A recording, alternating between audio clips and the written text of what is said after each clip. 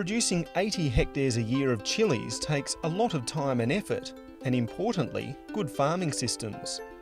As manager of Austchilli's Alloway farm, just south of Bundaberg in Queensland, Ben Lyons has a staff of 200 for predominantly chilli production, along with some lemongrass, basil and sugarcane. The tropical climate is suited to chilies, but intensive horticultural production on flat terrain means good water management is critical. We spend a lot of our time, probably 80% of our time, making sure our irrigation's correct, so we don't have a lot of room for errors in our irrigation. General farming, we try to do everything once the first time, do it right the first time, so we don't have to come back and do it again.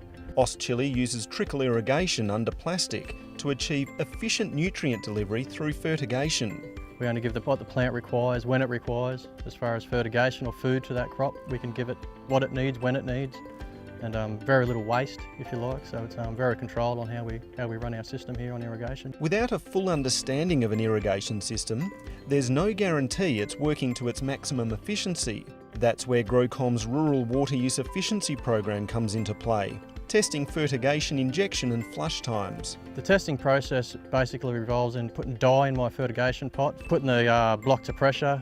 As I said, put dye in your fert pot. You go out to your closest emitter on your trickle there and just see how long it takes for that dye to get to that emitter. Then you go to your furthest point we did out here to see when the dye came out of that emitter, and then basically got to make sure that it runs clean. The testing process means Austchilli knows all the fertiliser applied is reaching the plants efficiently.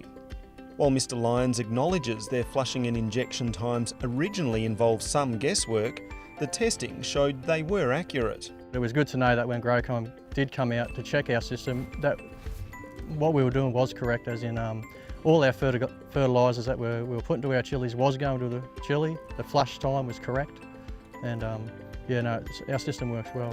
Yeah, but it's good in the back of your mind to know that what we're doing is correct and very efficient. Testing on Austchilli's Childers property, where the company grows avocados, produced slightly different results on one block in particular.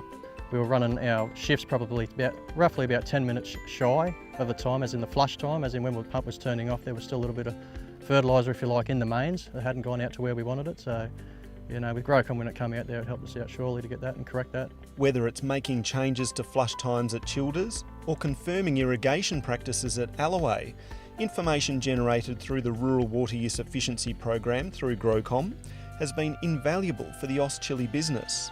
As we know, fertilisers and chemicals, if you like, aren't cheap. So what we are buying and what we put to the plant when required, we want to make sure the plant gets that to have obviously best growing conditions for that plant. Pretty good idea of what I'm doing. I rely on a lot of common sense, but it's sure good to know to have the science when GrowCom come out to put that common sense to the science. Worked a lot for me. Myself and my irrigators learned a lot on that day.